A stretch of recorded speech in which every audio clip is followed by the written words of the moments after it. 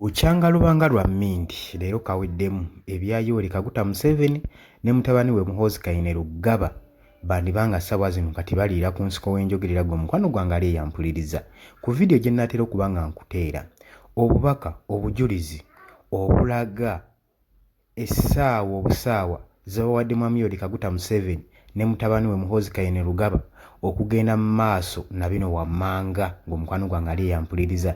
Jjukira bukyanga kalulu kaggwa baali badiployinga bataliyani z'amagye ku maka g'omukulembeze Robert Kyagulanyi Ssentamu okwo nga kwe batadde okujeezebwa n'okumalako famire n'emirembe. Wagenda mu maaso n'omuyigga nga bamuwenja obuseenene, kati nga bakyamuwenja buseenene ate ekiwandiiko kifulumye okuva eri looya omukenkufu gw'omukwano gwange ali eyampuliriza. Oli ku UG Update TV kosinziro bbanga otuwuliriza watanatweyungako nkutegeeza kirya wansi aliwo ekigambo subscribe kikonemu obeere ng'otweyungako. Naggamba nti gwe new subscriber twerabirako na mukadde akadde ako ka mugaso nnyo kakuyambako okuleetera notification message okusobola okuwa obubaka nti waliwo message ezze obubaka obuzze keeping bwe ng'oli updated gwe mukwano gwange. Abali mu diaspora mbatumiddeko nnyo, mukoze omulimu ogw'amaanyi okutambuza vidiyo y'ensonga lwaki olaba bino bijja bibaawo gwe mukwano gwange ali eyampuliriza. Kakati looya wa Robert Kyagulanyi Ssentamu, Robert Amsterdam, avuddeyo n'akwata ekkalaamu n'akunkuluweeta ebbankaluwa gy'asindikidde mwami Yoweri Kaguta Museveni ssaako ne gavumenti ye. Tebalese kye kimu, ebalese mu kwennyamira, ebalese mu kweraliikirira, ebalese nga baliira ku nsiko gwe mukwano gwange ali eyampuliriza. Tagambye Museveni yekka wabula ne administration ye yonna.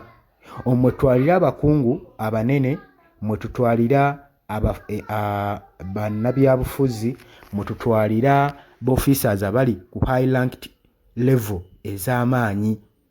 Bagambye nti byonna mubikoze tubiraba ne tubataddeko eriiso ejjogi. Mwe temulowooza nti nno bino tubiraba.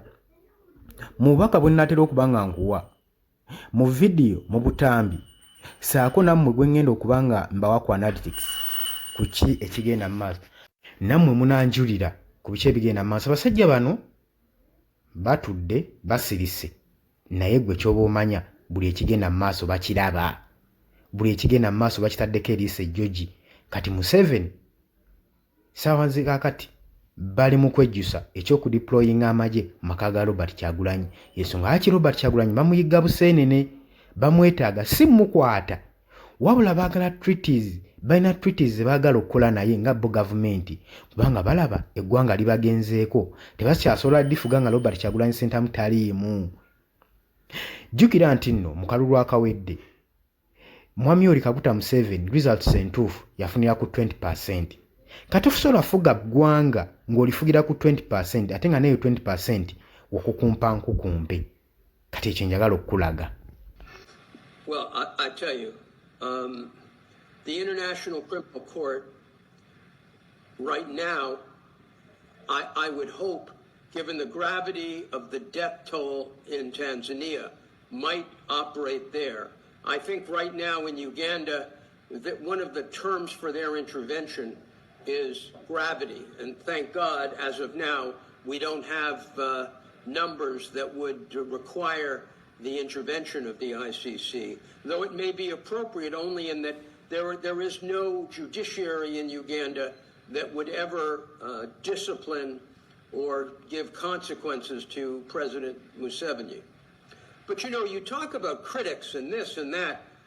Very few people publicly lend their names to supporting Museveni when it comes to supporting statements like that of the general that he's only killed 22 and he's sad about it.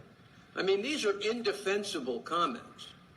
And they, you know, I have been in Africa since I was a boy. My first trip in Africa was 50 years ago in Nigeria. And we all expected so much more for the development of the continent. And what we've seen in East Africa is a terrible tragedy. When you look to the great lions of the period that saw independence, you see these great heroes, and then you look at what we're dealing with now in East Africa. It's just a terrible, terrible shame. Now, in Tanzania, the internet was shut down for days. In Uganda, it was the same. But some people are saying the circumstances are different because in Uganda, the government said the response to violence unleashed by the youths or the Gen Zs to go after people's property was such that they had to respond. And the president said the response of the security agencies or the pushback by the security agencies was proportionate to the violence unleashed by the youths. It's a joke. I mean, have you watched the violence unleashed by the thugs of Museveni at every campaign stop of Bobby Wine? It's been incredible to watch. And fortunately, there are movies, there are videos of all of the government's misconduct. We have it all on film. So the government is the violent player that has put Uganda in this terrible position. And I hope they come to their senses, provide Bobby safe passage back to be with his family, remove the army that has padlocked his home and with his wife inside the house, and allow normalcy to return so that Mr. Wine and his party can rebuild and properly contest this bogus election. Breaking news. International human rights lawyer Robert Amsterdam has issued a strong open letter to Ugandan President Yoweri Kaguta Museveni, warning that the safety of opposition leader Bobby Wine and his family is now an international responsibility. In the letter, Amsterdam demands immediate written guarantees for the life and physical integrity of Bobby Wine and his family, the full withdrawal of all security forces from their home, and a complete end to any form of retaliation. He made it clear that any harm to Bobby Wine or his family will trigger international legal action and sanctions, stressing that responsibility will not stop at the ground level, but will extend all the way up the chain of command. The statement signals growing international pressure and legal scrutiny over Uganda's handling of opposition figures and human rights concerns. This development comes as tensions continue to rise following reports of raids, intimidation, and heavy security presence around Bobby Wine's residence, drawing global attention to the political situation in Uganda and calls for accountability. We invite you to engage by liking this post, sharing it with others, adding your perspective in the comments, and following for continued coverage. Ebyo nno byonkulaze obutambi obwo si AI. Abamumanyi okujja mu comment section mugamba AI simanyi bikoze bitya. Mmwe abaagala okuwagira gavumenti eriko nga mwefuula abatabiraba ebigenda mu maaso.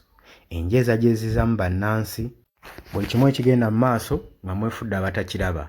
Kakati essaawa y'eno lawyer wa Robert Kyagulanyi Ssentamu, Robert Amsterdam, yakutte kalaamu n'awandiika ebbankaluwa n'agisindikira Museveni ne administration ye. N'agikwatako era ebbaluwa y'emu n'agisindikira amawanga UK, Germany, USA. N'abagamba nti nno muyina okuba nga muyingira mu nsonga zino ku bigenda mu maaso mu Uganda. Agamba mu bbankaluwa gye yawandiikidde Mwami Yoweri Kaguta Museveni administration ye, abagamba nti abawadde essaawa mbale bubazi nga bawithdrawinze amagye gonna all militants ze baateeka ezisurroundings amaka ga Robert Kyagulanyi Ssentamu. Agambye ate temuyina kkomooko, muyina okuwandiika written document ngeri illegal, ngeri legal, ngeri legal, ng'ekakasa eggwanga ensi yonna globally nti mugenda providing Robert Kyagulanyi Ssentamu sefute obukuumi bwe, kubanga ssaawa zino ali mu kwekweka era ensonga ezimwekwesa ayina ensonga gy'awa bannamawulire nti mwagala kumutta gavumenti ya Mwami Yoweri Kaguta Museveni.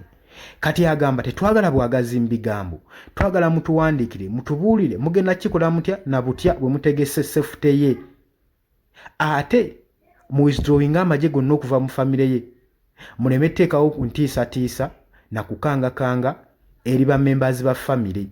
Ate ne Robert Kyagulanyi Ssentamu mumuwe garanti nti singa yeesowolayo obulamu bwe tebuli mu matigga, bugenda kukuumibwa butibiribiri. Buvunaanyizibwa bwammwe nga gavumenti. Kati ekintu gavumenti yatandikawo ng'etiisa Robert Kyagulanyi Ssentamu ng'ebamusuubiza okumutta ebisiŋŋanyiddwa ku social media, kaakati nno bibeefuulidde kalyadda kaddadda. Bajja kakasa lwaki ekiwalaata ky'embuzi ennume kirekerera omutwe ne kigenda ku viivi. Kaakati bye baakola bibafuukidde ekyambika. Wakati mu mutiisatiisa kati bano bamugamba nti gwe alina n'okumakinga sure nti nno ali safe. Ate tetwagala bya bigambo, tetwagala mumwa, twagala owandiike documentary, written document ng'eriko guarantee, ng'eri guaranteed with integrity, ekakasa safety ya Robert Kyagulanyi Ssentamu yonna gye yeekwese ne famire ye nti eri safe. Nambuwangu amagye gonna gaamuke amaka ga Robert Kyagulanyi Ssentamu. Agamba mu Uganda obutafaananako nga mu Tanzania nti okulonda kwaliwo, okwekalakasa ne kubeerawo, ne wabeerawo protesting, naye agamba illegal terms mu ggwanga erya Tanzania zikola nnyo okusinga mu Uganda. Uganda judiciary tekola. Jurisdictions mu Uganda tezikola. Mu Uganda tulina ekitongole ekyesiga eddamuzi naye tekyakitinga, kikolera nakyemalira.